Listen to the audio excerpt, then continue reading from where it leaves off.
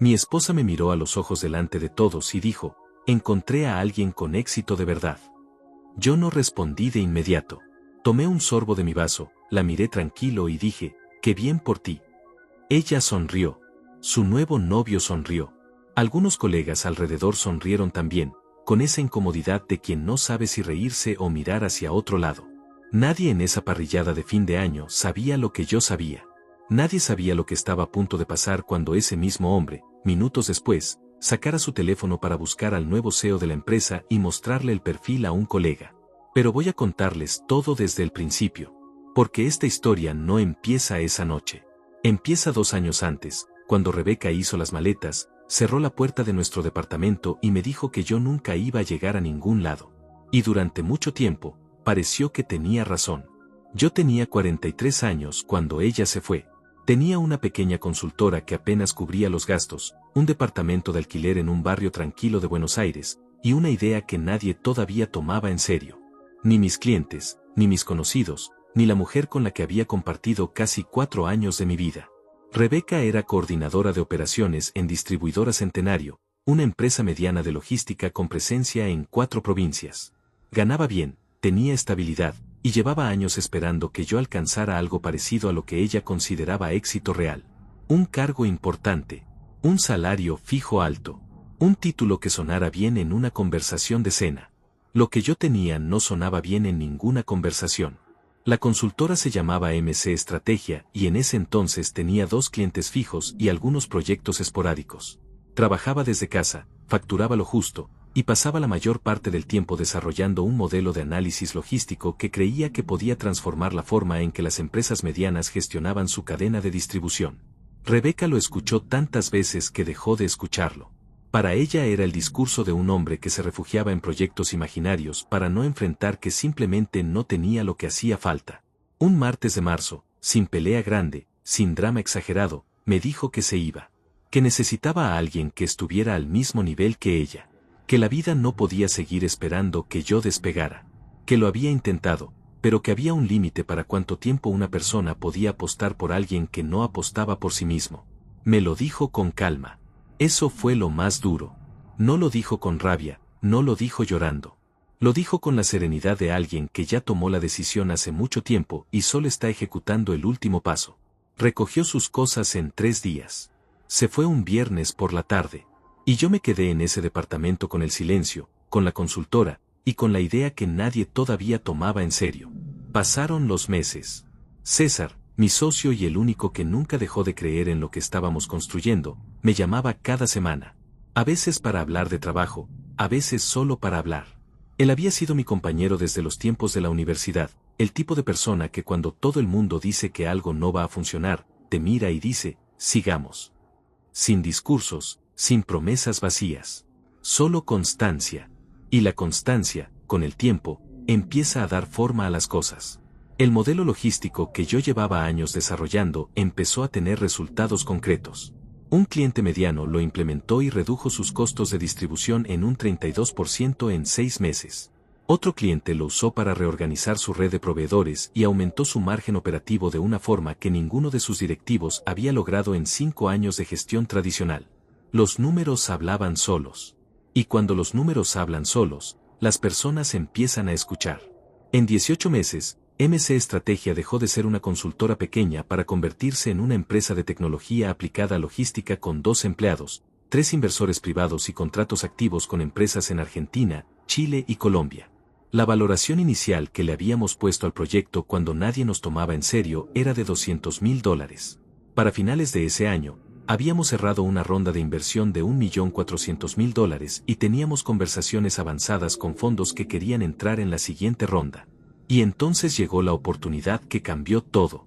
Distribuidora Centenario, la empresa donde Rebeca trabajaba, llevaba 2 años con problemas serios de gestión interna, pérdidas en su cadena logística, rotación alta de personal, contratos que se caían.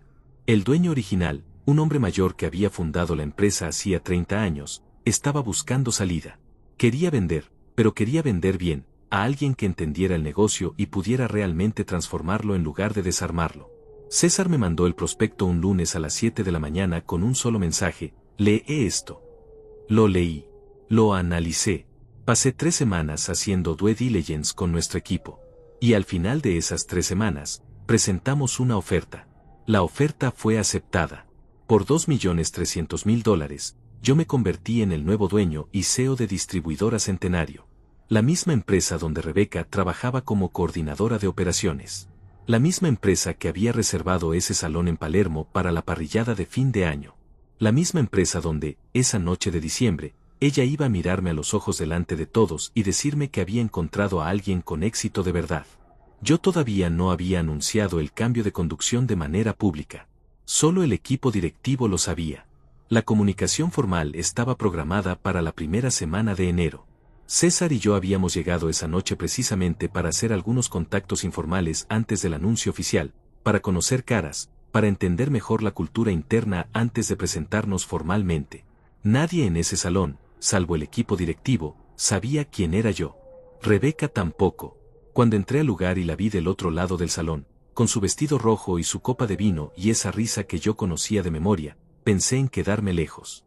En dejar que la noche pasara sin cruce, sin historia, sin ninguna de las dos versiones del pasado ocupando el mismo espacio. Pero Rebeca me vio. Y Rebeca decidió avanzar. Con su copa. Con su sonrisa. Con Rafael al lado.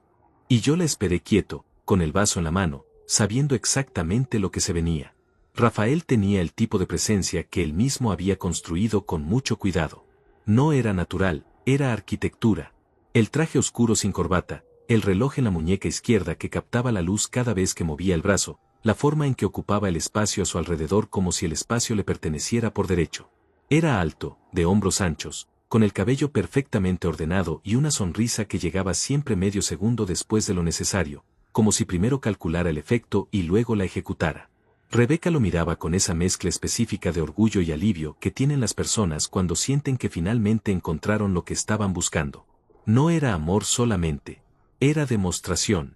Era la satisfacción de poder decirle al mundo, y en particular a ciertas personas del pasado, que había tomado la decisión correcta. Yo era esa persona del pasado. Rafael lleva 3 años en la empresa, dijo Rebeca, con el tono de quien presenta un currículum en lugar de una persona. Es el ejecutivo regional con mejor desempeño del área comercial. El año pasado cerró contratos por encima de los $800.000 en su zona. Lo dijo mirándome directamente, midiendo mi reacción con una precisión que solo tiene quien lleva tiempo planeando ese momento. Rafael sonrió con modestia calculada. Rebeca exagera, dijo. Pero lo dijo de esa manera en que las personas dicen que exageran cuando en realidad quieren que repitan todo de nuevo con más detalle. No exagero, insistió ella. Y volvió a mirarme. Yo asentí levemente. Impresionante, dije, con calma, sin ironía, sin el menor rastro de incomodidad en la voz. Eso la descolocó. Ella esperaba otra cosa. Esperaba que yo preguntara más, que me interesara, que de alguna manera mostrara que los números me afectaban, que la comparación funcionara. Pero cuando alguien responde con calma genuina y no con calma fingida, es muy difícil saber qué hacer a continuación. César, a mi lado, seguía con su bebida en la mano mirando el ambiente general con una expresión completamente neutra.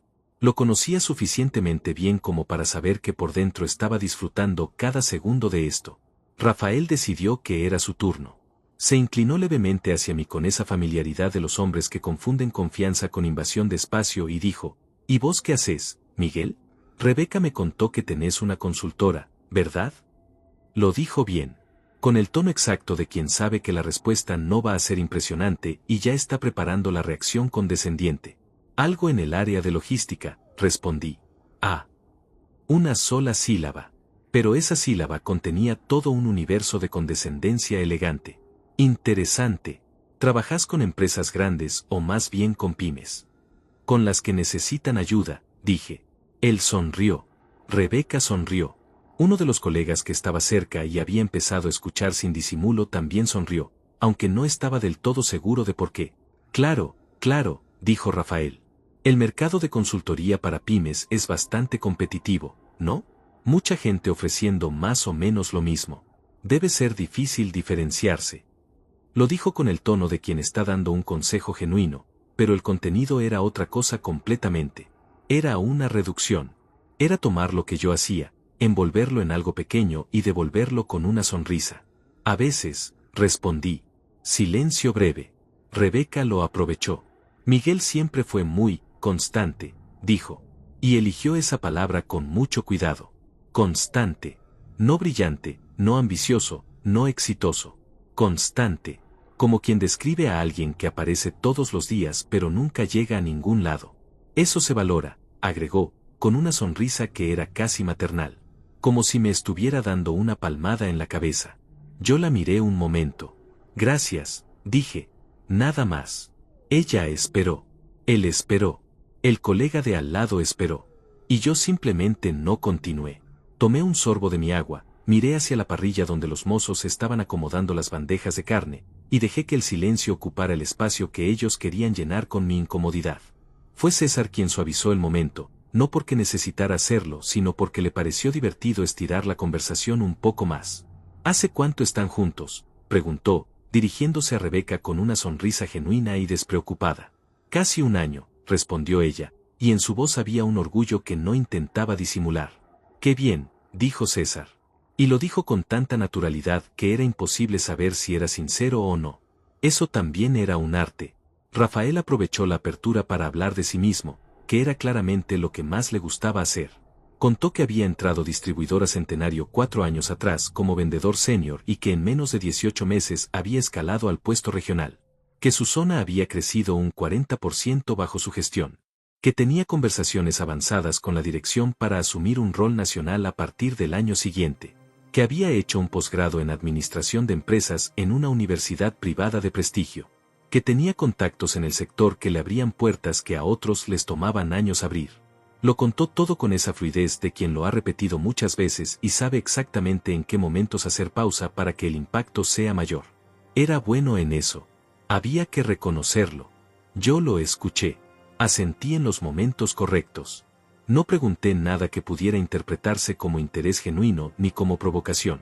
Solo escuché. Y eso, paradójicamente, lo hizo hablar más. Porque las personas que necesitan demostrar quiénes son no saben qué hacer con alguien que los escucha sin reaccionar. Entonces suben la apuesta. Agregan más datos, más logros, más cifras. Intentan encontrar el punto donde el otro finalmente muestre algo, admiración o envidia, lo que sea, con tal de confirmar que el mensaje llegó. El mensaje llegó. Simplemente no produjo lo que él esperaba. En algún momento de la noche nos separamos. Rafael fue a saludar a unos colegas del área comercial. Rebeca se quedó un momento más, con su copa casi vacía, mirándome con una expresión que no era exactamente arrepentimiento pero tampoco era la satisfacción completa que había planeado. ¿Estás bien?, me preguntó. Y esa pregunta era otra trampa. Porque si decía que sí con demasiado entusiasmo parecía defensivo, y si decía que sí con frialdad parecía herido. Muy bien, respondí. Con calma. Con la misma calma de siempre. Ella asintió despacio. Me alegra, dijo. Y se fue hacia donde estaba Rafael. César esperó a que se alejara lo suficiente y luego se giró hacia mí con una expresión que mezclaba diversión con algo más serio. ¿Cuándo se entera?, preguntó en voz baja. Cuando alguien lo googlee, respondí. Él sonrió. Va a ser una noche larga. Nos movimos hacia otra parte del salón. La parrilla ya estaba lista y los mozos empezaban a circular con las bandejas. El ambiente se había relajado, la gente había tomado suficiente vino como para que las conversaciones fueran más ruidosas y menos cuidadas. Yo me senté en una de las mesas laterales con César y con dos directivos del área de operaciones que ya sabían quién era yo y que habían tenido la delicadeza de no mencionarlo en ningún momento de la noche. Eran Andrés, jefe de operaciones, y Hortensia, directora financiera. Los dos me recibieron con la naturalidad de quien ya ha procesado el cambio y está listo para trabajar. Hortensia en particular tenía esa energía tranquila de las personas que han visto muchos cambios en una empresa y saben distinguir cuáles van a mejorar las cosas y cuáles no. La cena avanzó. El ruido del salón subió. Las conversaciones se mezclaban, los brindis empezaban a sonar desde distintas mesas, alguien había conectado un parlante con música más movida y algunos empleados jóvenes habían despejado un espacio para bailar cerca de la barra. Yo comía tranquilo. Hablaba con Andrés sobre algunos aspectos operativos que quería revisar en enero, escuchaba a Hortensia describir los cuellos de botella financieros más urgentes. Era exactamente la conversación que había venido a tener esa noche.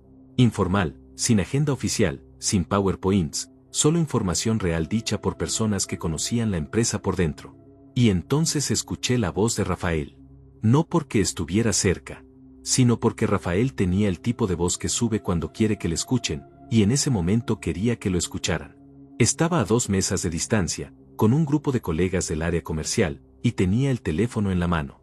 Che, ¿vieron que ya confirmaron quién es el nuevo CEO?, dijo. Lo acabo de ver en LinkedIn. Mira. El teléfono pasó de mano en mano. Primero fue un colega del área comercial, uno de esos hombres jóvenes que asienten antes de terminar de leer porque quieren parecer que procesan rápido. Luego fue una mujer de cabello corto que trabajaba en administración y que llevaba toda la noche en la misma mesa. Luego fue otro hombre que yo no reconocía. Y en cada par de manos que sostenía ese teléfono, había una pausa. Una pausa pequeña, de 2 o 3 segundos, que era exactamente el tiempo que le tomaba a cada persona conectar la foto de la pantalla con la cara que estaba sentada a 2 mesas de distancia. Rafael todavía no había hecho esa conexión. Estaba mirando hacia otro lado cuando el teléfono volvió a sus manos. Estaba diciendo algo sobre los objetivos del año siguiente, sobre su proyección al rol nacional, sobre una reunión que tenía agendada para la segunda semana de enero con la nueva conducción. Lo decía con esa energía de quien está en la cima de su momento y lo sabe. Fue Rebeca quien vio la pantalla primero. Estaba sentada al lado de Rafael, con su tercera copa de vino en la mano, y cuando el teléfono quedó sobre la mesa entre los dos, ella lo miró por reflejo. Solo un segundo. Pero ese segundo fue suficiente. La vi desde donde estaba yo. Vi el momento exacto en que su cerebro procesó la información. Vi cómo la expresión de su cara hizo ese recorrido específico que va de la confusión al reconocimiento y del reconocimiento a algo que no tenía nombre todavía pero que era profundo y silencioso como una grieta que se abre despacio en el piso. Me miró. Yo estaba comiendo tranquilo, con el tenedor en la mano, escuchando a Andrés hablar sobre la reorganización del depósito central. No hice nada especial cuando nuestras miradas se cruzaron. No sonreí, no asentí, no levanté el vaso. Solo sostuve la mirada un momento y luego volví a mirar a Andrés como si nada hubiera pasado. Porque para mí, en ese momento, nada extraordinario estaba pasando. Rebeca tocó el brazo de Rafael. Él interrumpió lo que estaba diciendo y la miró. Ella señaló la pantalla con un gesto pequeño, casi imperceptible.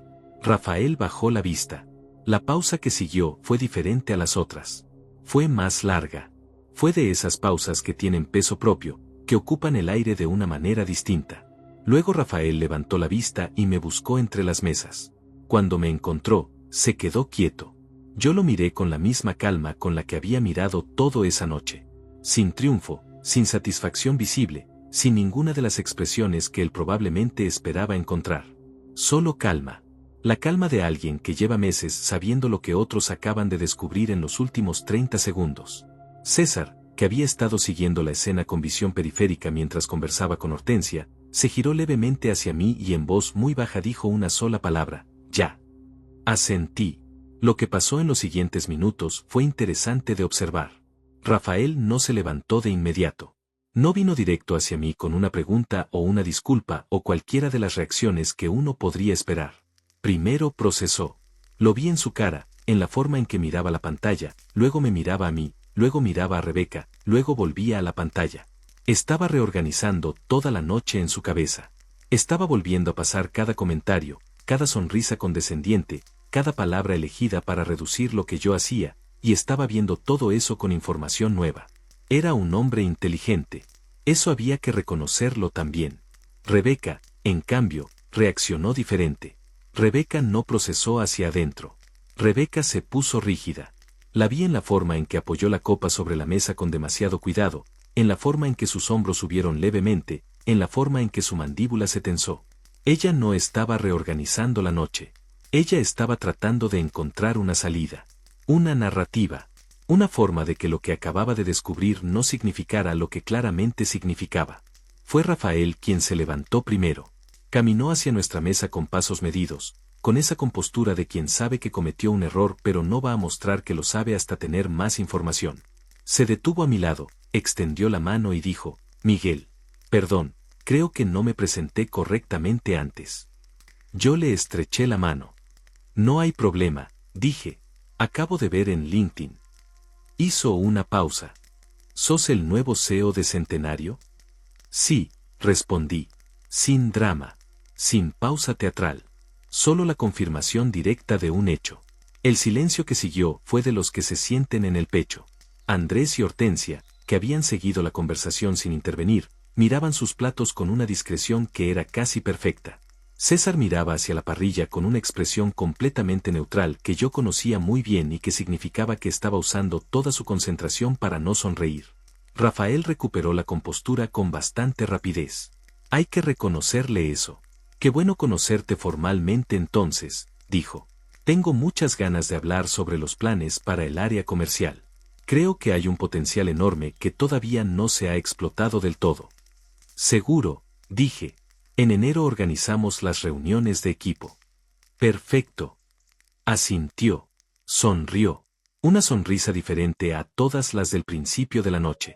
Esta no era de superioridad. Esta era de recalibración. Bueno, nos vemos entonces. Se fue de vuelta a su mesa. Me giré hacia César. Él me miró. Ninguno de los dos dijo nada durante unos segundos. Luego Hortensia, sin levantar la vista del plato, dijo en voz muy baja, eso estuvo bien manejado. César finalmente sonrió. Solo un poco. Solo lo necesario. Yo volví a mi cena.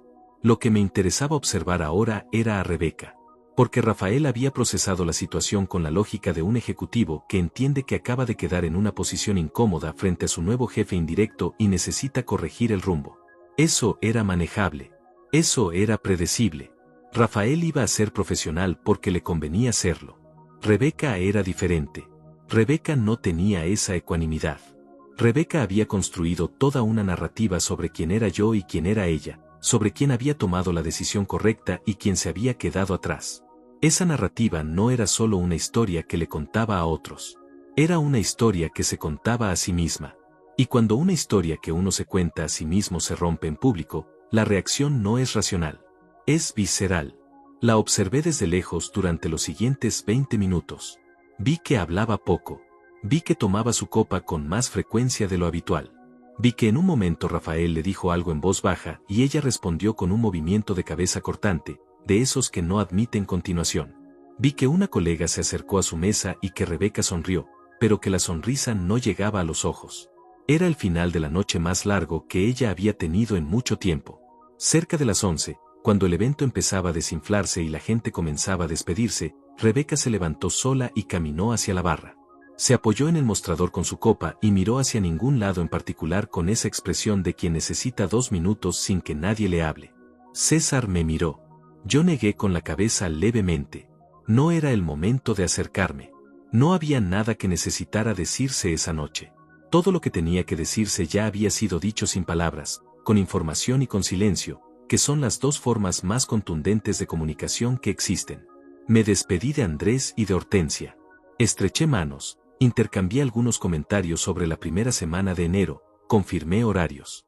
Todo tranquilo, todo normal, todo con la cadencia de personas que tienen trabajo por hacer y están enfocadas en hacerlo bien. Cuando pasé cerca de la barra camino a la salida, Rebeca me vio. No dije nada. Solo asentí levemente, con la misma calma con la que había manejado toda la noche. Ella sostuvo la mirada un segundo. 2. Luego bajó la vista hacia su copa. Salí al aire de la noche con César a mi lado. Afuera, en la vereda, él encendió un cigarrillo y exhaló despacio. ¿Cómo te sentís?, preguntó. Pensé la respuesta un momento. Bien, dije. Me siento bien. Y era verdad. No había satisfacción ruidosa, no había triunfo que necesitara celebrarse. Era algo más tranquilo que eso. Era la sensación específica de haber construido algo real durante mucho tiempo, en silencio, sin que nadie lo viera, y que de repente ese algo hablara por sí solo sin que yo tuviera que decir una sola palabra. César fumó en silencio un momento. Luego dijo, enero va a ser interesante. Sí, respondí. Va a serlo. Pedimos un taxi. La noche de Buenos Aires seguía encendida alrededor nuestro, con ese ruido suave de fin de año que tiene las ciudades cuando están a punto de cerrar un ciclo y abrir otro. Yo miré por la ventana mientras el auto avanzaba y pensé en todo lo que venía. Las reuniones de equipo, la reorganización operativa, los nuevos contratos, la segunda ronda de inversión que César y yo teníamos casi cerrada. Pensé en Rebeca apoyada en esa barra con su copa y su silencio. Y no sentí rencor. Eso era lo que más me sorprendía siempre. No sentía rencor. Sentía algo más parecido a la comprensión de que las personas toman decisiones con la información que tienen en el momento, y que a veces esa información está incompleta. Rebeca había tomado sus decisiones con lo que sabía entonces. Lo que no sabía entonces era lo que estaba por venir. Ahora lo sabía. Y enero todavía no había empezado. El 3 de enero llegó con el calor seco que tiene Buenos Aires en verano cuando el viento no corre. Yo entré a las oficinas de Distribuidora Centenario a las 8:30 de la mañana con César a mi lado y una agenda clara para la semana. Primer día formal como CEO. Sin discurso largo, sin presentación con fuegos artificiales, sin ninguna de esas ceremonias de inauguración que más que transmitir confianza transmiten la necesidad de ser validado. Amelia, la directora de Recursos Humanos, nos recibió en la entrada. Era una mujer de unos 50 años, cabello oscuro con algunas canas que no intentaba disimular, mirada directa y ese tono de voz específico de las personas que llevan años manejando situaciones complicadas y ya no se alteran con facilidad. Me extendió la mano con firmeza. Bienvenido, Miguel. Todo está listo para la reunión de las 9. Gracias, Amelia, dije. ¿Cómo está el equipo? Ella hizo una pausa breve. Expectante, respondió. Y en esa palabra había más información de la que parecía. La reunión general fue en la sala principal del segundo piso. Estaban todos los jefes de área, los coordinadores regionales y algunos referentes de equipo. Unas 30 personas en total. Me presenté en 5 minutos. Sin PowerPoint, sin cifras proyectadas en pantalla, sin el tipo de discurso motivacional que la gente escucha con cara atenta y olvida antes de llegar al ascensor. Dije quién era, dije qué íbamos a hacer en los próximos 90 días, dije que las decisiones iban a estar basadas en datos y en conversaciones reales con las personas que conocían el trabajo por dentro. Nada más. Hubo preguntas. Las respondí con la información que tenía, y cuando no tenía la información dije que no la tenía todavía. Eso generó más confianza que cualquier respuesta improvisada hubiera podido generar. La reunión terminó en 40 minutos. Mientras la gente salía, vi a Rafael entre el grupo. Estaba cerca de la puerta, con una libreta en la mano y una expresión cuidadosamente neutral. Me miró cuando pasó. Yo asentí. Él asintió. Eso fue todo. Profesional, limpio, sin rastro visible de lo que había pasado 5 días antes en ese salón de Palermo. Lo que no sabía era lo que estaba pasando por debajo de esa superficie. Amelia me lo contó esa misma tarde, cuando nos sentamos a revisar el estado del equipo comercial. Me dijo que el lunes por la mañana, antes de que yo llegara, Rafael había pedido una reunión urgente con ella. Que en esa reunión había intentado posicionarse como el candidato natural para el rol de director comercial nacional, un cargo que todavía no existía formalmente pero que él asumía que iba a crearse con la nueva gestión. Que había presentado sus números, sus logros regionales, sus contactos en el sector. Que había hecho todo lo correcto en términos de forma, pero que el momento y la urgencia lo delataban. ¿Qué le dijiste?, pregunté. Que todos los roles de la nueva estructura iban a definirse en el proceso de reorganización y que iba a tener la misma oportunidad que cualquier otro miembro del equipo de mostrar su trabajo, respondió Amelia. Bien, dije. Ella me miró un momento. ¿Sabes que tiene una relación con Rebeca Suárez, la coordinadora de operaciones del área central? Lo sé, dije. Amelia asintió despacio, con la expresión de quien confirma que la persona que tiene enfrente ya tiene la información necesaria y no necesita más contexto. Solo quería que lo supieras, dijo. Gracias. Esa primera semana avanzó con la cadencia de las semanas de trabajo real. Reuniones 1 a 1 con cada jefe de área. Revisión de los números del último trimestre. Visita al depósito central en la zona sur, donde Andrés me mostró en persona los cuellos de botella que había descrito en la parrillada de fin de año. El problema era exactamente lo que yo había diagnosticado desde afuera: rutas de distribución mal optimizadas, software desactualizado, procesos manuales donde había que meter tecnología.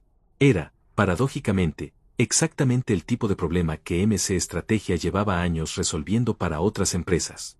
El jueves de esa semana, Rebeca me mandó un mensaje. No a través de ningún canal oficial de la empresa. Me mandó un mensaje directo al teléfono, al número que tenía guardado de cuando estábamos juntos y que yo nunca le había pedido que borrara porque nunca había tenido razón para hacerlo. El mensaje decía: Hola Miguel. Sé que la situación es rara. Solo quería decirte que me alegra que te esté yendo bien. En serio. Y si en algún momento querés tomar un café y hablar sin presiones, yo estoy. Sin drama. Lo leí 2 veces. Era un mensaje bien escrito. Tenía el tono exacto que necesitaba tener para no parecer ni desesperado ni calculador. Era el tipo de mensaje que una persona inteligente escribe cuando quiere abrir una puerta sin que parezca que está abriendo una puerta. Lo que decía en la superficie era una cosa. Lo que decía por debajo era otra. No respondí ese día. No respondí al día siguiente tampoco. El lunes de la semana siguiente, cuando ya llevaba 10 días en el cargo, Rebeca pidió una reunión formal a través de Amelia. Solicitó una evaluación de su posición dentro de la nueva estructura. Era un pedido completamente legítimo, el tipo de pedido que cualquier empleado podía hacer en un proceso de reorganización, y Amelia me lo transmitió con la neutralidad profesional que la caracterizaba. Le dije a Amelia que coordinara la reunión para la semana siguiente y que la manejara ella directamente como parte del proceso general de evaluación de equipo. Amelia asintió. ¿Querés estar presente? No, dije, es tu área. Ella lo entendió perfectamente. La reunión entre Amelia y Rebeca duró 40 minutos. Amelia me hizo un resumen esa misma tarde. Rebeca había preguntado por posibilidades de ascenso dentro de la nueva estructura. Había mencionado sus años en la empresa, su conocimiento de los procesos operativos, su relación con los equipos de campo. Todo válido, todo real. Pero en algún momento de la reunión, casi al final, había mencionado que conocía al CEO personalmente y que creía que eso podía ser relevante para evaluar su perfil.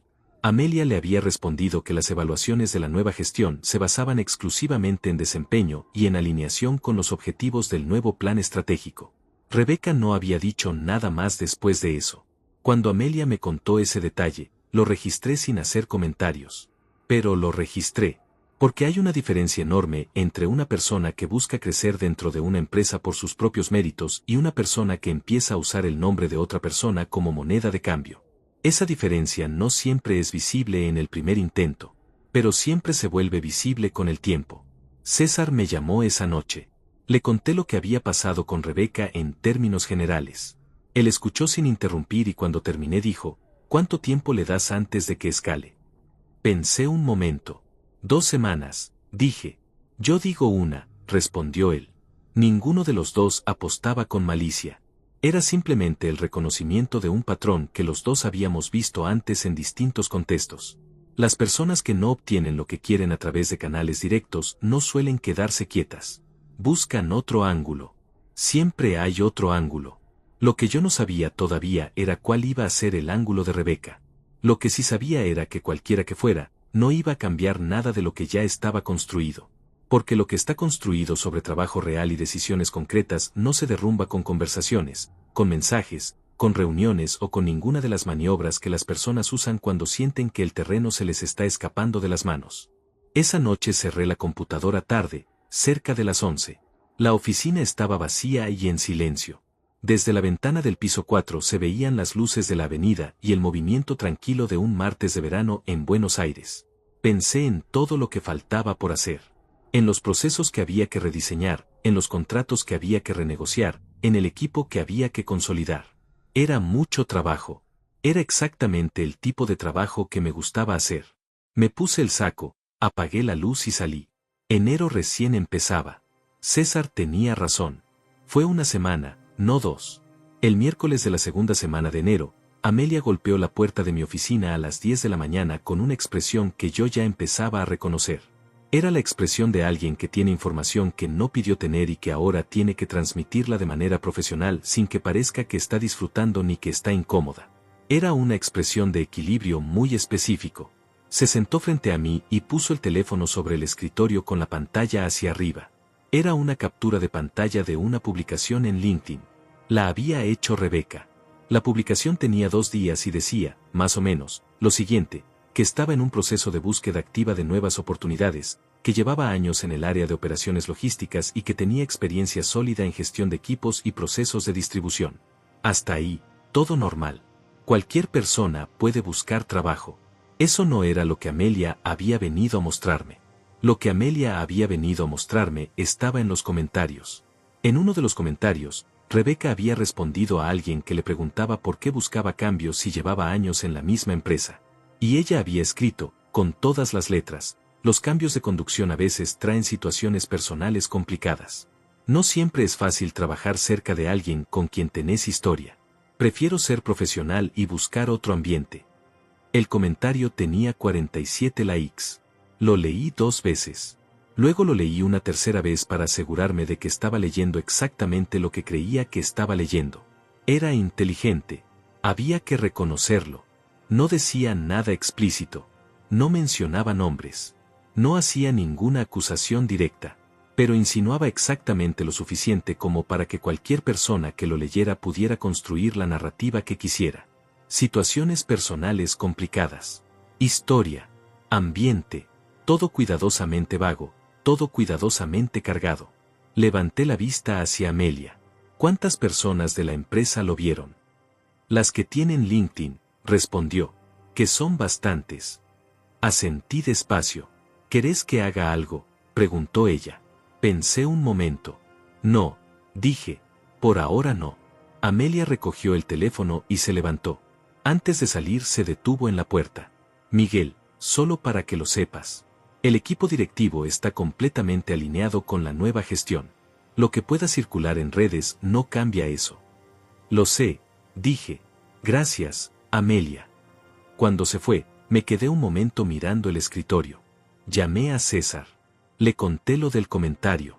Él escuchó en silencio y cuando terminé hizo una pausa larga antes de hablar. ¿Querés que nuestro abogado le eche un vistazo? Todavía no, dije. Dejemos que se desarrolle. ¿Estás seguro? Sí. César conocía mi forma de manejar las cosas. Sabía que yo no reaccionaba en caliente. Sabía que prefería observar el patrón completo antes de actuar, porque actuar sobre el primer movimiento de alguien casi siempre es un error. El primer movimiento raramente es el movimiento real. Es el testeo. Es la persona tirando una piedra al agua para ver qué tan profundo es y qué tan rápido reacciona la corriente. Yo no iba a ser la corriente que reaccionara. Lo que pasó en los días siguientes fue interesante. El comentario de LinkedIn circuló entre algunos empleados de la empresa, como era predecible. Hubo conversaciones en pasillos, en grupos de WhatsApp internos, esa circulación invisible pero constante que tienen los rumores en los espacios de trabajo. Amelia me mantuvo informado sin exagerar, con la precisión quirúrgica de alguien que sabe que información es relevante y que información es ruido. Lo que Amelia me fue contando era esto: la mayoría de las personas que habían visto el comentario no sabían bien qué hacer con él. Porque por un lado estaba Rebeca, que era alguien conocido dentro de la empresa, con años de trayectoria y relaciones construidas. Pero por otro lado estaba el nuevo CEO, que en 2 semanas había demostrado ser directo, claro, basado en datos y sin agendas visibles. Y cuando una persona genera confianza con hechos concretos, los rumores rebotan diferente. No penetran de la misma manera. El jueves de esa semana, Rafael pidió reunión conmigo directamente. No a través de Amelia. Me mandó un correo formal solicitando espacio en mi agenda para presentar una propuesta de expansión del área comercial. Era un correo bien escrito, con estructura clara y argumentos preliminares sólidos. Lo leí con atención. Le confirmé la reunión para el lunes siguiente. Lo que me interesaba no era solo la propuesta. Me interesaba ver cómo se manejaba Rafael en un contexto profesional formal conmigo después de todo lo que había pasado. Porque hay personas que en situaciones como esa se vuelven serviles, aduladoras, que intentan compensar la incomodidad del pasado con una deferencia exagerada que resulta más incómoda que la incomodidad original. Y hay personas que simplemente trabajan, que dejan el contexto personal en la puerta y entran a la sala de reuniones con el trabajo hecho. Yo prefería el segundo tipo. Siempre. El lunes, Rafael llegó puntual. Traje, notebook, presentación preparada. Se sentó frente a mí con la compostura de alguien que había decidido manejar la situación de una sola manera, y esa manera era el profesionalismo absoluto. No hizo ninguna referencia a la parrillada. No hizo ningún gesto que pudiera interpretarse como un intento de acercamiento personal. Abrió la computadora y empezó a presentar. La propuesta era buena. Tenía análisis de mercado, proyecciones realistas, identificación clara de oportunidades en 3 regiones donde la empresa tenía presencia débil. Había trabajo real detrás de esas diapositivas. Eso también había que reconocerlo. Le hice preguntas. Él las respondió con solidez. Algunas respuestas eran incompletas y él lo reconocía sin ponerse defensivo. Eso sumaba. Al final de la reunión le dije que la propuesta iba a entrar en el proceso de evaluación junto con las otras iniciativas del área comercial y que iba a tener respuesta en 2 semanas. Él asintió, cerró la notebook y se levantó. Extendió la mano. Yo se la estreché. Antes de salir, se detuvo un segundo. No me miró directamente cuando habló. Miró levemente hacia un costado, como quien elige las palabras con cuidado. Miguel, dijo. Lo de la parrillada, no estuvo bien de mi parte. Solo quería decirlo. No era una disculpa elaborada. Era una línea. Breve, directa, sin drama. Lo miré un momento. Está bien, dije. Trabajemos bien. Él asintió y salió. César me llamó esa tarde y le conté. Escuchó y luego dijo, ¿y Rebeca? Rebeca es otra historia, respondí. Porque lo era. Rafael había tomado una decisión. Había evaluado la situación, había procesado el error y había elegido seguir adelante con trabajo real. Eso era una cosa. Rebeca, en cambio, seguía en otro lugar. El comentario de LinkedIn no había sido un impulso. Había sido una estrategia. Pequeña, sutil, pero estrategia al fin. Y las personas que empiezan con estrategias pequeñas no suelen quedarse ahí cuando sienten que no funcionaron. Esa noche, mientras revisaba los informes de distribución del último trimestre, llegó una notificación a mi teléfono. Era una solicitud de conexión en LinkedIn. De Rebeca. La miré un momento. Luego apagué la pantalla y volví a los informes. Había trabajo por hacer. Y el trabajo no esperaba. No acepté la solicitud de LinkedIn. No la rechacé tampoco. La dejé ahí, pendiente, como una pregunta sin respuesta. Porque a veces la ausencia de respuesta comunica más que cualquier respuesta posible. Y porque yo tenía otras cosas en las que concentrarme. La tercera semana de enero trajo consigo la primera reunión grande con los inversores. César y yo habíamos estado preparando la presentación durante días. No era una reunión de rutina. Era el primer contacto formal entre la nueva conducción de Distribuidora Centenario y el grupo de fondos que estaban evaluando entrar en la segunda ronda de inversión de MC Estrategia, la empresa que ahora operaba como brazo tecnológico de la reorganización logística que yo había empezado a implementar en Centenario.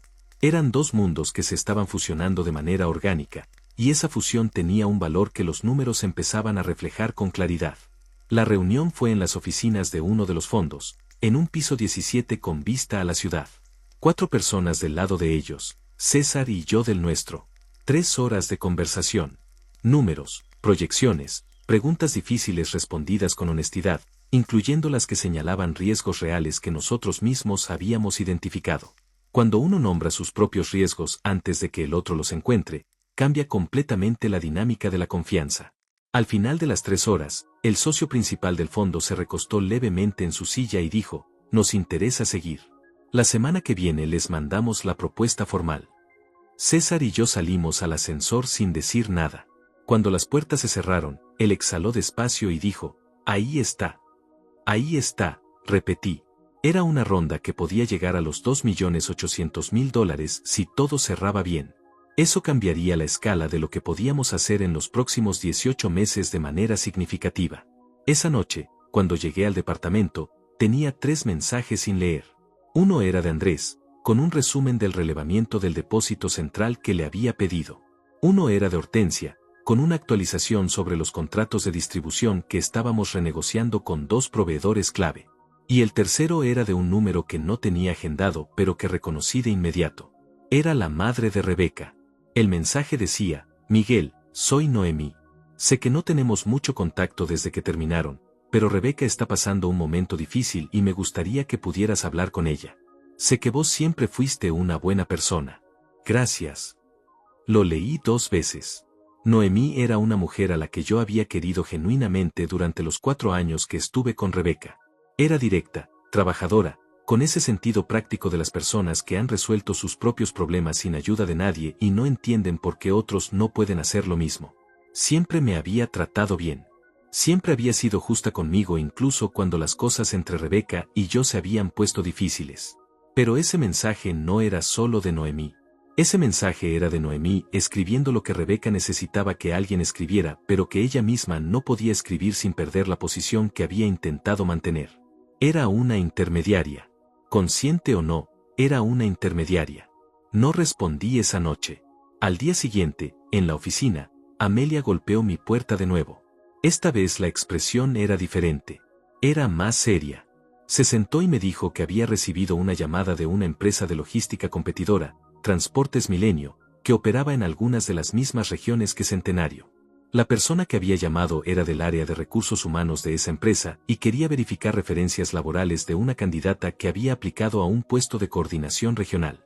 La candidata era Rebeca. Hasta ahí, todo normal. Una persona busca trabajo, da referencias, la empresa llama a verificar. Eso ocurría todo el tiempo. Lo que no era normal era lo que la persona de Transportes Milenio había mencionado casi al pasar, al final de la llamada. Había dicho que la candidata había indicado en su carta de presentación que tenía una relación cercana con el CEO de distribuidora Centenario y que eso le daba un conocimiento profundo de los procesos internos y la estrategia de la empresa. Amelia me lo contó con la misma calma profesional de siempre, pero sus ojos decían otra cosa. Yo procesé la información en silencio durante unos segundos. ¿Qué respondiste?, pregunté. Que no podía hacer comentarios sobre empleados actuales más allá de confirmar fechas de ingreso y egreso, dijo Amelia. Y que cualquier información estratégica de la empresa era confidencial. Perfecto, dije, pero lo que Rebeca había hecho era un problema de otro nivel. No era solo buscar trabajo. Era usar mi nombre, mi cargo y mi relación con ella como credencial profesional frente a una empresa competidora. Era presentar el acceso a información interna como un activo. Eso tenía implicancias legales que yo no podía ignorar aunque quisiera. Llamé a César esa tarde y le conté todo. Cuando terminé, él no dijo nada durante varios segundos. Luego dijo, ahora sí necesitamos que Miriam lo vea. Miriam era nuestra abogada. Llevaba años trabajando con nosotros desde los tiempos de MC Estrategia. Era precisa, rápida y tenía esa capacidad específica de explicar situaciones legales complejas en lenguaje que no requería traducción. Le mandé un resumen por escrito esa misma noche con todos los hechos en orden cronológico, el comentario de LinkedIn, el mensaje de Noemí, la llamada a Transportes Milenio, la mención de mi nombre en la carta de presentación. Miriam respondió al día siguiente temprano. Su análisis era claro. El comentario de LinkedIn era ambiguo pero no accionable por sí solo. El mensaje de Noemí era irrelevante desde el punto de vista legal. Pero la mención explícita de mi nombre y de una supuesta relación que le daba acceso a información estratégica de la empresa en una carta de presentación a una competidora era un terreno diferente. Dependiendo de qué exactamente había escrito Rebeca en esa carta, podía configurar desde una falta grave hasta algo con consecuencias legales más serias. Miriam recomendó solicitar una copia de esa carta a través de los canales correspondientes y evaluar los próximos pasos con esa información en mano. Le pedí a Amelia que iniciara ese proceso de manera formal. Mientras tanto, la empresa seguía funcionando. Las reuniones de equipo avanzaban. Los primeros cambios operativos empezaban a mostrar resultados iniciales. Andrés había implementado una reorganización parcial de las rutas de distribución en la zona sur y los tiempos de entrega habían bajado un 12% en 10 días. Hortensia había renegociado uno de los contratos de proveedor con condiciones significativamente mejores para Centenario. El equipo estaba respondiendo bien a la nueva dinámica. Había algo que yo había aprendido con los años y que MC Estrategia me había confirmado una y otra vez. Cuando las personas sienten que el liderazgo es claro y consistente, cuando ven que las decisiones se toman con criterio y no con arbitrariedad, empiezan a trabajar diferente.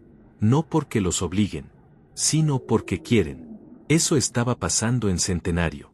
Y en medio de todo eso, en medio del trabajo real y de los resultados concretos y de las conversaciones sobre el futuro de la empresa, seguía el hilo paralelo de Rebeca. Silencioso pero presente. Como algo que uno sabe que está ahí aunque no lo vea directamente. El viernes de esa semana llegó un mensaje de ella al teléfono. Esta vez no era el tono tranquilo y calculado del primer mensaje. Este era diferente. Decía, Miguel, necesito hablar con vos. No sobre trabajo. Sobre nosotros. Sobre lo que pasó. Creo que hay cosas que nunca se dijeron y que merecen decirse. Por favor. Lo leí. Pensé en todo lo que había pasado en las últimas semanas. En el comentario de LinkedIn. En la llamada a Transportes Milenio. En el mensaje de Noemí. En la carta de presentación con mi nombre usado como credencial. Y luego pensé en ese departamento vacío de un martes de marzo de 2 años atrás. En el silencio que quedó cuando ella cerró la puerta. En las horas que pasé después de eso mirando un proyecto que nadie todavía tomaba en serio y decidiendo si seguía adelante o no. Había seguido adelante. Y ahora estaba aquí. Guardé el teléfono en el bolsillo y volví a los informes que tenía sobre el escritorio. El trabajo no esperaba. Y yo tampoco. El lunes siguiente entró con una novedad que no esperaba. Amelia llegó a mi oficina a las 9 de la mañana con una expresión que yo ya sabía leer. No era la expresión de los problemas operativos, que tenían un peso diferente, más concreto, más manejable. Era la expresión de los problemas humanos, que son más difusos y más difíciles de resolver porque no tienen una solución técnica. Se sentó. Puso el teléfono sobre el escritorio. Esta vez no era una captura de LinkedIn. Era una captura de un grupo de WhatsApp. Un grupo que se llamaba Ex Centenario y que reunía a personas que habían trabajado en la empresa en distintos momentos y que seguían en contacto. Amelia no era parte del grupo, pero alguien que sí lo era se lo había reenviado esa mañana porque consideró que yo necesitaba saberlo. En ese grupo, Rebeca había escrito un mensaje la noche anterior. Lo leí despacio. Decía que la nueva gestión de la empresa estaba tomando decisiones motivadas por cuestiones personales y no profesionales. Que había empleados con años de trayectoria que estaban siendo ignorados o desplazados por razones que no tenían nada que ver con su desempeño. Que ella misma era un ejemplo de eso. Que conocía al CEO desde antes de que asumiera el cargo y que podía decir con certeza que las decisiones que se estaban tomando no eran tan objetivas como se presentaban públicamente. No mencionaba nombres explícitamente, pero el contexto era suficientemente claro para cualquiera que lo leyera. El mensaje tenía respuestas. Algunas personas del grupo expresaban solidaridad genérica. Una persona preguntaba si había pensado en hablar con un abogado laboral. Otra decía que eso era muy grave y que alguien debería hacer algo. Leí todo. Leí cada respuesta. Luego devolví el teléfono a Amelia. ¿Cuántas personas de la empresa actual están en ese grupo?, pregunté. Unas 12, dijo ella. De distintas áreas. Asentí despacio. Miriam necesita ver esto hoy. Amelia asintió y salió. Llamé a César antes de las 10. Le mandé la captura por mensaje y esperé. 30 segundos después sonó el teléfono. Esto ya no es ambiguo, dijo César sin preámbulo. No, respondí. Miriam lo tiene. Lo va a tener en una hora. Bien. Hizo una pausa. ¿Cómo estás? Era una pregunta simple. Pero César la hacía con el peso específico de alguien que conoce a la otra persona desde hace 20 años y sabe que a veces la pregunta simple es la más importante. Estoy bien, dije. Y era verdad. No había rabia. No había ansiedad. Había algo más parecido a la claridad fría de quien ve una situación desarrollarse exactamente como anticipó y sabe lo que tiene que hacer. Miriam llamó esa tarde. Había revisado todo, el comentario de LinkedIn, la carta de presentación a Transportes Milenio, el mensaje en el grupo de WhatsApp. Su análisis era directo. El conjunto de acciones configuraba un patrón que podía sostener una demanda por daño reputacional, dependiendo de lo que dijera exactamente la carta de presentación que todavía estábamos esperando obtener formalmente, potencialmente algo más relacionado con divulgación de información confidencial. Pero Miriam también dijo algo más. Dijo que antes de escalar a una acción legal formal, convenía enviar una carta documento a Rebeca notificándola de las acciones y solicitando el cese inmediato de cualquier declaración pública o privada que pudiera afectar la reputación de la empresa o de su conducción. Eso servía a dos propósitos. Establecía un registro formal de que la situación había sido notificada, y muchas veces era suficiente para detener el comportamiento sin necesidad de ir más lejos. Le dije que procediera con la carta documento. Esa noche, mientras revisaba los números de la primera evaluación mensual de la reorganización operativa, César me mandó un mensaje. Decía solo, ¿viste LinkedIn? Entré a la aplicación. Rebeca había publicado algo nuevo. Esta vez no era un comentario en un post ajeno.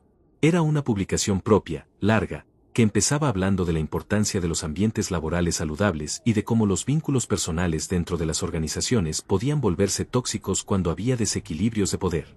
Hablaba de su propia experiencia sin dar nombres, pero con suficientes detalles como para que cualquiera que conociera la situación supiera exactamente de qué y de quién hablaba. La publicación tenía comentarios. Muchos eran de apoyo genérico, de esos que la gente deja cuando lee algo que activa una respuesta emocional sin tener el contexto completo. Pero había algunos comentarios que venían de personas que sí conocían el contexto, ex empleados de Centenario, contactos del sector, y esos comentarios empezaban a hacer preguntas más específicas. Lo que Rebeca estaba construyendo, deliberada o impulsivamente, era una narrativa pública. Y las narrativas públicas, una vez que empiezan a circular, son difíciles de detener. Lo que ella no sabía, o lo que había calculado mal, era que esa narrativa tenía un problema fundamental: no era verdad. Y las narrativas que no son verdad tienen una fragilidad específica. Se sostienen mientras nadie las desafía con hechos concretos. Pero cuando los hechos aparecen, se derrumban con una velocidad proporcional a la velocidad con que se construyeron. Miriam envió la carta documento al día siguiente. Lo que pasó en las siguientes 48 horas fue algo que yo no había anticipado completamente, aunque en retrospectiva tenía sentido. Rafael me llamó. No al teléfono de la empresa. Al personal.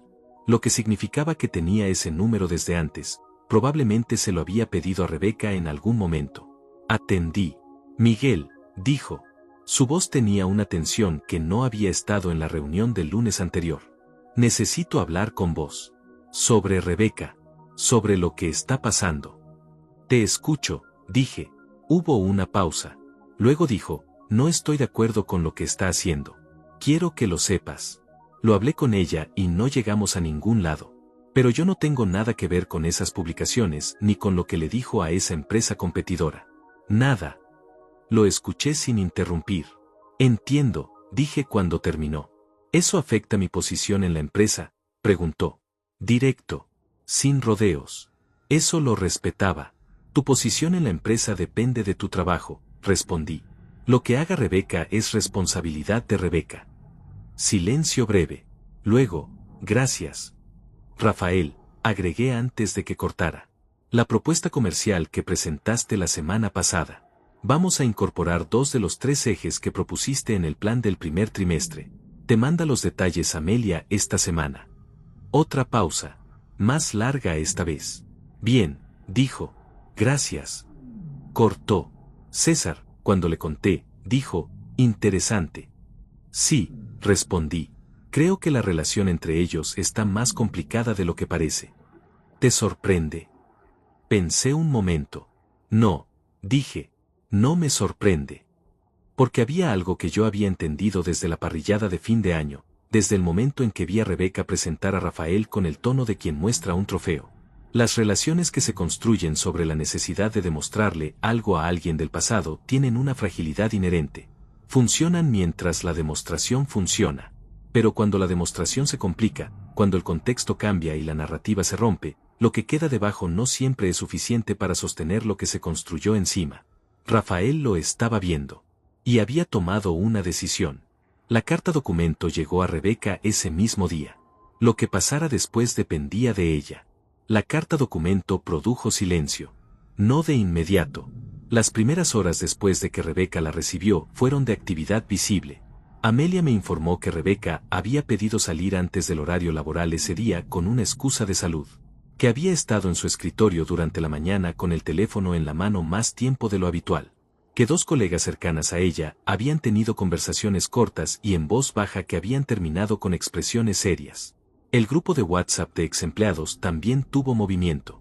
Alguien que seguía el hilo me lo hizo saber. Rebeca había escrito un mensaje breve diciendo que necesitaba tomarse un tiempo y que no iba a seguir hablando del tema por ese medio. Sin explicación adicional. Sin el tono dramático de los mensajes anteriores. La publicación de LinkedIn seguía activa, pero dejó de recibir respuestas nuevas. El silencio era una señal. No de resolución, sino de recalibración. Era el silencio de alguien que acaba de entender que las acciones tienen consecuencias concretas y que está evaluando cuáles son sus opciones reales. Miriam me llamó al día siguiente para confirmar que la carta había sido entregada y recibida formalmente. Me dijo que teníamos un plazo de 10 días para ver si había alguna respuesta legal de la otra parte o si simplemente cesaba el comportamiento. Me recomendó no hacer ningún movimiento adicional durante ese periodo a menos que apareciera algo nuevo. Le dije que así lo haríamos. La empresa, mientras tanto, seguía su curso. Y el curso era bueno. A finales de la tercera semana de enero, los números de la reorganización parcial que habíamos implementado en la zona sur empezaban a mostrar resultados que superaban las proyecciones iniciales. Los tiempos de entrega habían bajado un 17%. El índice de devoluciones por error logístico había caído casi a la mitad. Hortensia me presentó un análisis que mostraba que si esos resultados se sostenían durante 90 días y se replicaban en las otras zonas, el ahorro operativo anual podía superar los $300.000. Andrés estaba entusiasmado. Era de esos hombres que llevan años sabiendo exactamente que está fallando en los procesos que manejan y que solo necesitan que alguien les dé las herramientas y el espacio para corregirlo. Cuando eso ocurre, la energía que liberan es considerable. Lo veía en la forma en que llegaba temprano, en la forma en que sus informes eran cada vez más detallados y más propositivos, en la forma en que su equipo respondía a su nuevo ritmo. El fondo de inversión mandó la propuesta formal esa semana. César y yo nos sentamos con Miriam una tarde para revisar los términos. La propuesta era de $2.600.000 por un 23% de participación en MC Estrategia, con opciones de expansión en una ronda posterior. Era un número sólido. No era el máximo que habíamos proyectado en el escenario optimista, pero era real, estaba sobre la mesa y tenía condiciones que nosotros podíamos aceptar sin comprometer el control operativo de lo que habíamos construido. Pasamos 3 días negociando algunos términos secundarios. Al final de esa semana, firmamos. César abrió una botella de vino en la oficina esa noche, cuando ya todos se habían ido. Solo nosotros dos, con los vasos sobre el escritorio y la ciudad iluminada afuera de la ventana. No fue una celebración ruidosa. Era más bien el momento tranquilo de dos personas que han trabajado mucho tiempo hacia algo y que cuando ese algo finalmente ocurre no necesitan fuegos artificiales para entender lo que significa. ¿Te acordás cuando Rebeca dijo que eras constante?, dijo César después de un rato. Me reí. Fue una risa genuina, de las que salen solas. Me acuerdo, dije. Resulta que la constancia sirve. Resulta que sí. Brindamos. Bebimos en silencio un momento. Luego César dijo, ¿qué va a pasar con ella? Sabía que se refería a Rebeca. Le conté lo que Miriam había dicho, el plazo de 10 días, el silencio posterior a la carta documento, la ausencia de respuesta legal de la otra parte hasta ese momento. Le dije que la publicación de LinkedIn seguía activa pero sin nueva actividad. Le dije que Rafael había estado trabajando con normalidad durante toda la semana, profesional, enfocado, sin ningún indicio visible de que lo que pasaba en su vida personal estuviera afectando su desempeño. César escuchó todo. Luego dijo, ¿y vos cómo estás con todo esto? ¿En serio? Era la segunda vez que me hacía esa pregunta en pocas semanas. Y las 2 veces la hacía de la misma manera, con ese tono específico que no busca una respuesta automática sino una respuesta real. Pensé antes de responder. Estoy bien, dije. Genuinamente bien. No hay rencor. No hay satisfacción de ese tipo que uno siente cuando alguien cae y uno quería que cayera. No es eso. Hice una pausa. Es más raro que eso. Es como ver que algo que tenías muy claro por dentro finalmente se vuelve visible por fuera. Y eso no genera euforia. Genera algo más tranquilo. César me miró un momento. Luego asintió. Eso es madurez, dijo. O cansancio, respondí. Se rió. Las 2 cosas no se excluyen. El plazo de 10 días que Miriam había establecido terminó sin respuesta legal de Rebeca. La publicación de LinkedIn desapareció al 8º día. Sin explicación, sin post adicional, sin nada.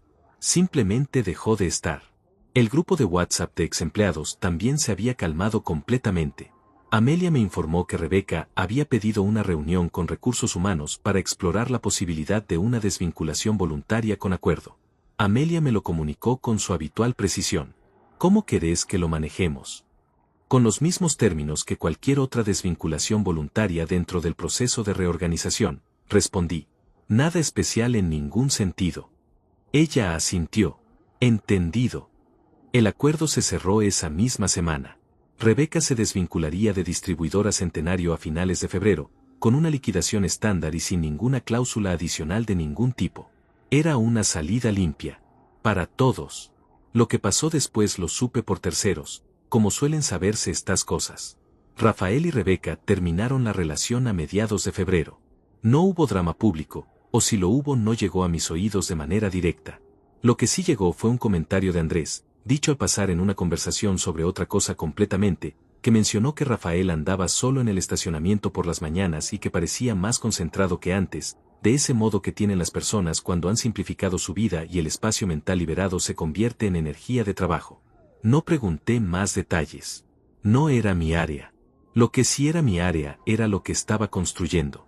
Y lo que estaba construyendo avanzaba con una solidez que me llenaba de algo que no era orgullo exactamente, sino algo más parecido a la confirmación de que las decisiones que había tomado en los momentos más difíciles habían sido las correctas. Una tarde de esa semana, mientras revisaba los contratos nuevos con Hortensia, recibí un mensaje de Noemí. Era breve. Decía: Miguel, solo quería pedirte disculpas por haberte contactado el mes pasado. No era mi lugar. Te deseo lo mejor de verdad. Lo leí. Pensé un momento en Noemí, en esa mujer directa y trabajadora que había querido genuinamente y que había actuado desde un lugar de preocupación por su hija aunque el método no hubiera sido el correcto. Le respondí: no hay nada que disculpar, Noemí. Cuídese. Guardé el teléfono y volví a los contratos. Afuera, la tarde de febrero empezaba a doblar hacia el atardecer con esa luz específica que tiene Buenos Aires cuando el verano empieza a cansarse y el aire cambia apenas, casi imperceptiblemente, anunciando que algo nuevo está por comenzar. Febrero casi terminaba. Y con febrero, un capítulo cerraba.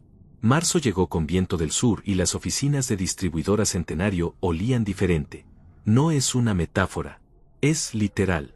Cuando un lugar de trabajo cambia de verdad, cuando los procesos se ordenan y las personas empiezan a moverse con un propósito que entienden y comparten, hay algo en el ambiente que cambia físicamente. El ritmo de las conversaciones es diferente. Los pasillos tienen otra energía. Las reuniones terminan con decisiones en lugar de terminar con más preguntas. Son cosas pequeñas, pero las cosas pequeñas son las que construyen o destruyen cualquier organización desde adentro. Los números del primer trimestre llegaron a mediados de marzo. Hortensia me los presentó en una reunión de 2 horas con Andrés y César. Los resultados superaban las proyecciones que habíamos presentado al fondo de inversión en enero. La reducción de costos operativos en la zona sur se había replicado con éxito en 2 zonas más. El índice de satisfacción de clientes, medido a través de entregas en tiempo y forma, había subido 19 puntos porcentuales respecto al mismo periodo del año anterior.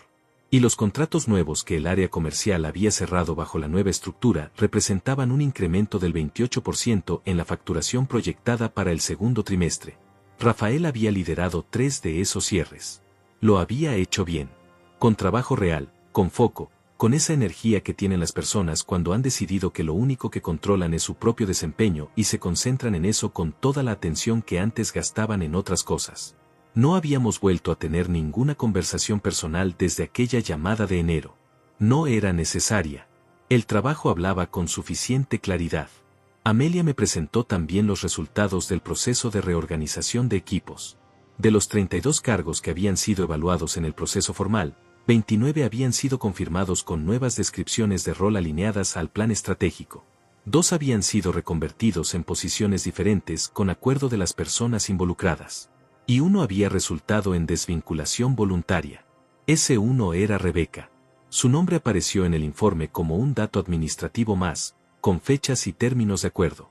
Nada diferente a cualquier otro registro del proceso. Y eso era exactamente lo correcto. No era una historia personal. Era un dato de gestión. La vida dentro de una organización funciona mejor cuando las cosas se llaman por lo que son. César revisó los números esa tarde con una sonrisa que no intentaba disimular. $2.600.000 de inversión a finales de enero, dijo.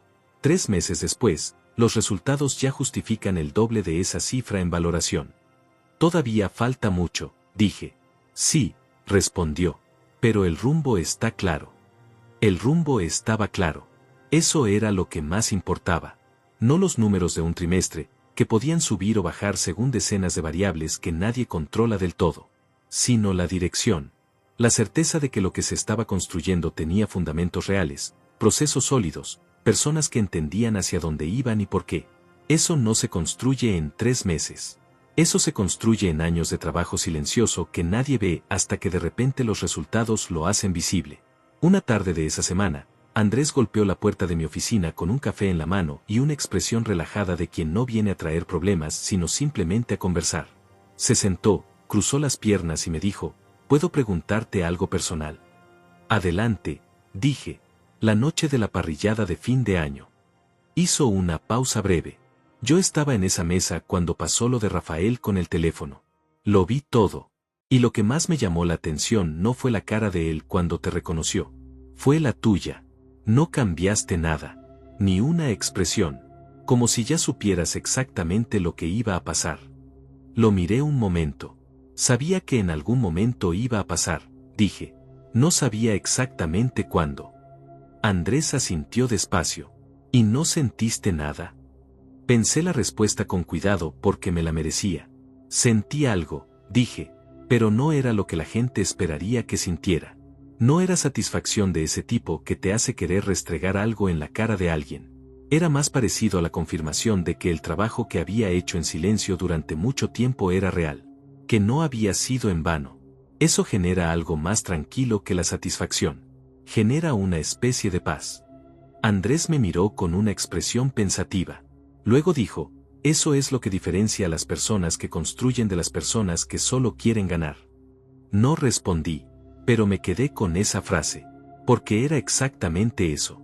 Hay personas que trabajan para ganar, para demostrar, para que alguien que alguna vez los subestimó los vea y entienda que se equivocó. Ese motor existe y funciona, durante un tiempo, pero tiene un problema fundamental, depende del otro. Depende de que el otro esté mirando, de que el otro reaccione, de que el otro sienta lo que uno necesita que sienta para que la victoria tenga sentido. Yo había dejado de necesitar eso hace mucho tiempo. En algún momento de esos 2 años de trabajo silencioso, entre los informes y las reuniones y las noches frente a la computadora, había pasado algo. El motor había cambiado. Ya no trabajaba para demostrarle nada a nadie. Trabajaba porque lo que estaba construyendo era real y valioso y porque cada día que avanzaba era un día que importaba por sí solo, independientemente de quien lo estuviera viendo. Esa es la diferencia entre construir y ganar. Ganar requiere un perdedor. Construir no requiere nada más que trabajo y tiempo. A finales de marzo, el fondo de inversión que había entrado en enero solicitó una reunión de seguimiento para evaluar la posibilidad de adelantar la segunda ronda. Los resultados del primer trimestre habían generado conversaciones internas dentro del fondo que los habían llevado a reconsiderar los tiempos originalmente planeados. César manejó las primeras conversaciones exploratorias con su precisión habitual y me informó que si todo seguía como estaba, podíamos estar hablando de una segunda ronda de entre 3 y 4 millones de dólares para el segundo semestre del año. Era un número que 2 años atrás hubiera parecido imposible. Ahora era simplemente el siguiente paso. Una noche de esa semana, tarde, cuando la oficina estaba vacía y el único sonido era el ventilador de la computadora y el ruido suave de la ciudad afuera, me senté un momento sin hacer nada. Sin revisar informes, sin responder mensajes, sin preparar la reunión del día siguiente. Solo sentado, con las manos sobre el escritorio, mirando el espacio frente a mí. Pensé en ese departamento vacío de un martes de marzo de 2 años atrás. En la puerta que se cerró. En el silencio que quedó. En la decisión de seguir adelante que tomé no con euforia ni con rabia, sino con algo más parecido a la determinación tranquila de quien entiende que el único camino disponible es hacia adelante. Pensé en todo lo que había pasado entre ese momento y este. Y pensé en algo que había aprendido con certeza durante ese tiempo, que las personas que te abandonan en el proceso no merecen un lugar en el resultado. No como venganza, no como castigo, sino simplemente porque el resultado pertenece a quienes estuvieron en el proceso. A César, que había estado ahí cada semana sin excepción. A Andrés y a Hortensia, que habían abrazado el cambio con profesionalismo genuino. Al equipo que llegaba temprano y se quedaba tarde y hacía el trabajo sin que nadie necesitara pedírselo 2 veces. El resultado les pertenecía a ellos. Lo demás era historia. Y la historia, una vez que se cierra, deja de tener peso. Apagué la computadora. Me puse el saco. Apagué la luz. Caminé hacia el ascensor por el pasillo vacío de las oficinas de Distribuidora Centenario, la empresa que había comprado con trabajo real y decisiones concretas y años de constancia que nadie había visto hasta que fue imposible no verla.